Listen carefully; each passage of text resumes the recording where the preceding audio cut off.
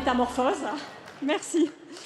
Bonjour, je suis Audrey Louet, je suis la présidente de Croissance Plus, première association d'entrepreneurs française engagée pour libérer l'économie et favoriser la croissance des entreprises. 480 entrepreneurs qui allient sens et croissance, qui veulent un capitalisme responsable et partager les fruits de la croissance. Et je suis ravie d'être avec vous aujourd'hui. On m'a demandé de parler de la métamorphose. Pour moi, la métamorphose, elle est dans l'ADN de l'entrepreneur. Quand je pense à mon propre parcours entrepreneurial, le mot qui me vient à l'esprit, c'est résilience. Rien n'est acquis, tout se transforme. Et à chaque fois, c'est toujours la même question. Est-ce que je fais le bon choix ? Je fais le bon choix, je me développe. Je fais le mauvais choix. Bon, certes, je vais apprendre de mes erreurs, mais je vais surtout stagner. C'est binaire, je fais le bon choix, je me développe, ou autrement, je stagne. Se prendre les pieds dans le tapis, ça fait aussi partie de la métamorphose de l'entrepreneur. Et je voudrais citer l'excellent essai de Charles Pépin, Les vertus de l'échec. Oser, c'est aussi oser l'échec. Et dans toutes les belles réussites, il y a toujours une prise de risque et l'acceptation de la possibilité d'un échec. Mais je voudrais surtout vous parler de métamorphose et de digital, parce que je ne vous l'ai pas dit, mais en fait, je gère une ESN, une entreprise du numérique qui fait de l'infogérance cloud pour des systèmes d'information et des services web. Pour faire simple, quand vous allez sur Internet, vous avez envie que ça aille vite et que vos données soient sécurisées.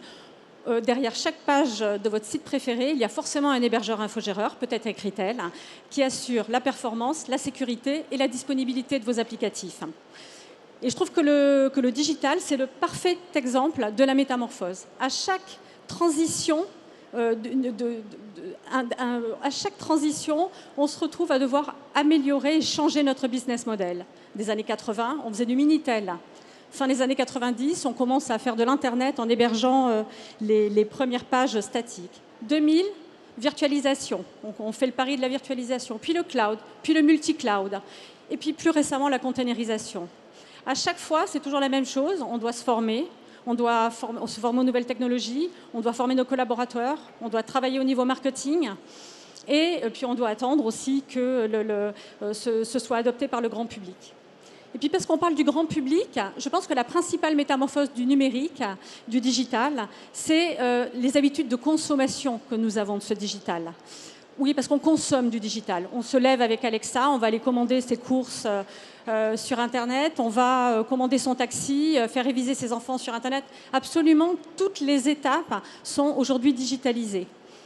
Et notre métier a fondamentalement changé, nous, hébergeurs infogéreurs. On est obligé de travailler en heures non ouvrées, on est aussi souvent obligé de travailler sur des plaques, sur des fuseaux horaires différents pour pouvoir intervenir et faire les changements en heures non ouvrées, là où il n'y a pas de consultation sur un site. Et avec ces habitudes de consommation qui ont changé, il y a aussi une idée de la performance du digital qui a complètement évolué. Une seconde, on connaît tous ce chiffre, une seconde, ça ferait perdre 1,6 milliard de dollars de chiffre d'affaires au e-commerce chaque année. Et parce que cette consommation est tellement importante, les plateformes aujourd'hui, les plateformes digitales sont complètement, comme on dit chez nous, ceinture, bretelle, parachute. Elles ne souffrent d'aucune coupure et elles sont résilientes au maximum. Mais cet usage, cette consommation de l'Internet fait que c'est une nouvelle arme aujourd'hui. C'est une nouvelle arme et je voudrais vous parler de l'asservissement psychologique que représente le digital. Aujourd'hui, toutes les étapes de notre vie sont digitalisées. Aussi bien la sphère privée que la sphère publique. Nos données valent de l'or. Nous avons grand besoin de souveraineté. Les données, manipuler, avoir des données, c'est pouvoir ouvrir les vannes des données, c'est pouvoir restreindre les vannes, c'est pouvoir supprimer l'accès à ces données et créer le manque. C'est aussi, avoir des données, c'est pouvoir influencer.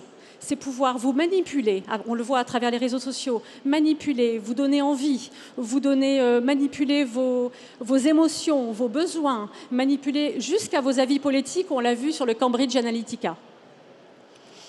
Prenons l'exemple de la Chine. On est sur un exemple, là, du digital de l'extrême, où vous allez sur Internet, vous marquez des points dans le grand royaume de Xi Jinping, mais si vous traversez en dehors des clous, vous allez peut-être avoir des points en moins et peut-être que ça pourra vous pénaliser pour faire un prêt plus tard. Je voudrais aussi vous parler de l'asservissement climatique que représente le digital. On consomme du spam, on consomme du mail, on consomme de la sauvegarde de documents, de vos vidéos, de vos photos. On consomme à l'excès de la 4G, de la Bluetooth sans jamais s'arrêter. Savez-vous que le digital représente 14% de notre consommation mondiale d'électricité?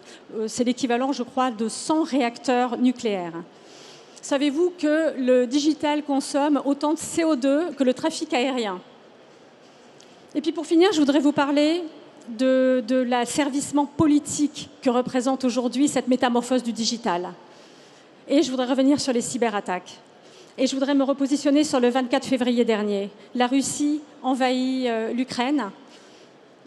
C'est une guerre de territoire, mais c'est surtout aussi une cyberguerre. Des tas de cyberattaques sont lancées.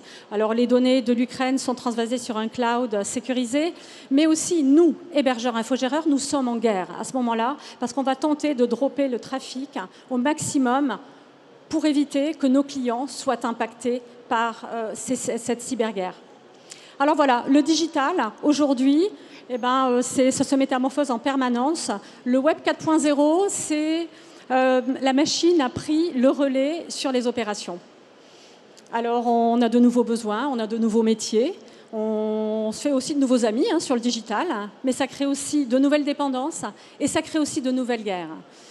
Alors, on m'a demandé récemment si pour moi le digital c'était forever. Alors oui, le digital sera pour moi forever, mais je pense qu'il est vraiment grand temps que nous reprenions le manche de tout ça. Premièrement, que l'humain reste au centre. Et le deuxième point, c'est que nous laissions le digital là où il doit être, c'est-à-dire un outil et certainement pas une dépendance. Et enfin, conservons nos données, sécurisons nos données et ne les laissons surtout pas à des pays qui pourraient nous les voler. Voilà, le digital doit continuer sa métamorphose. Je vous remercie et bon big.